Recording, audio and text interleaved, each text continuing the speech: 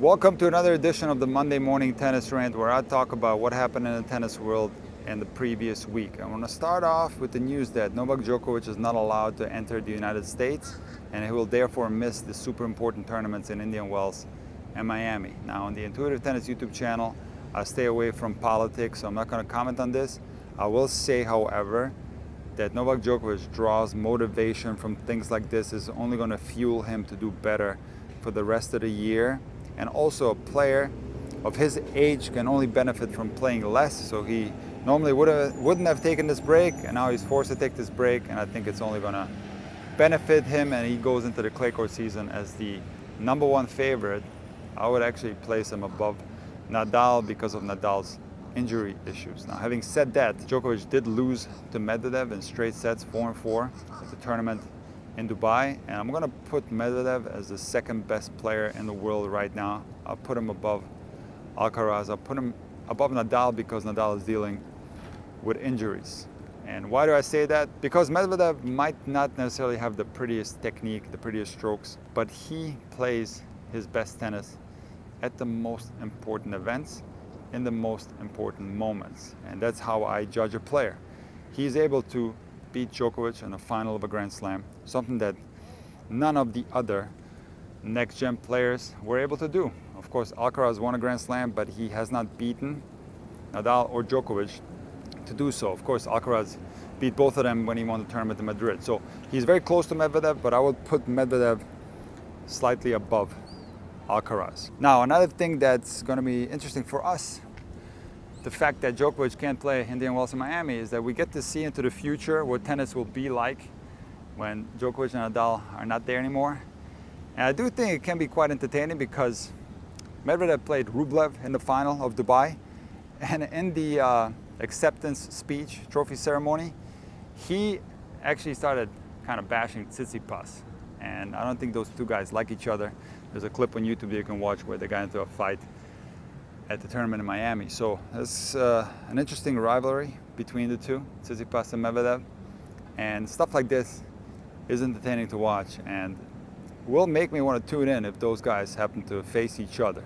Now, there was also a tournament in Acapulco, one of my favorite tournaments because Nadal won the tournament a bunch of times. I really like watching that tournament. And shout out to Tommy Paul, who's doing so well this year. Semifinalist Australian Open, now another final of a 500. He lost to a phenomenal player, one of my favorites, Alex de Minaur. He's one of those slim guys. I don't know what he weighs, but it looks to me like he weighs 160 pounds, and he's able to rip balls, and it's just a beautiful thing about tennis that players of all shapes and sizes can succeed at the elite level. Also, speaking of Medvedev, who's a tall guy who moves incredibly well, another tall guy that reminds me of Del Potro, Nicolas Jarry, won a tournament in Chile. He was injured, fell out of the top 100, got into the tournament with a special exemption, and he ended up winning the tournament in his home country.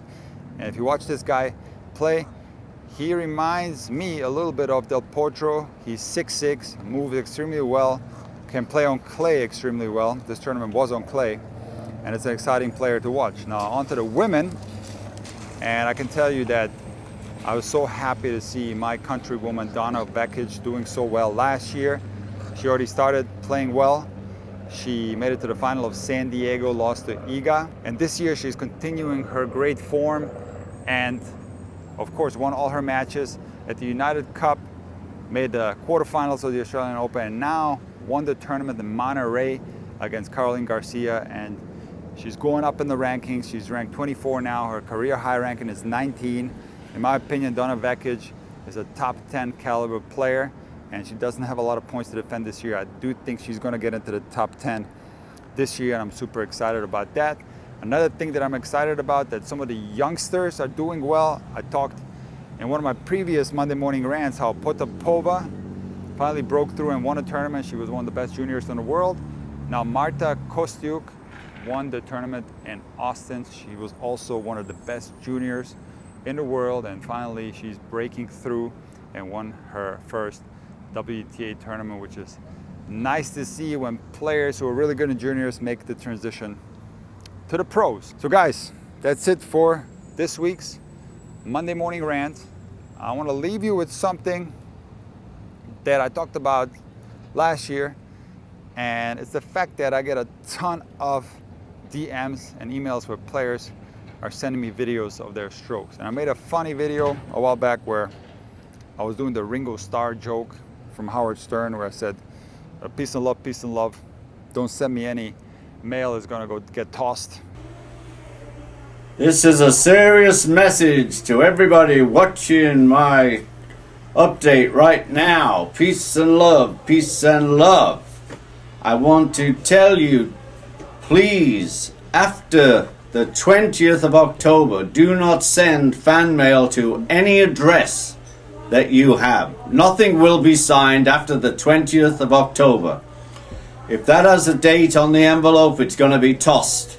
I'm warning you with peace and love, but I have too much to do. So no more fan mail. Thank you, and no objects to be signed. Nothing.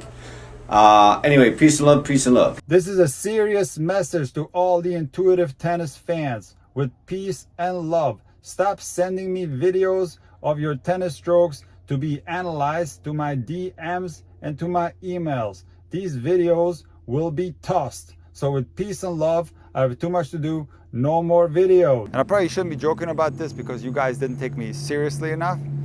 But I'm telling you that you have to understand, my content that I provide on the social media platforms is free, of course. But if you want personal coaching from me, I cannot give that for free. I don't have time to look at your strokes. There's nothing against you. I appreciate every DM that I get. I appreciate every email that I get.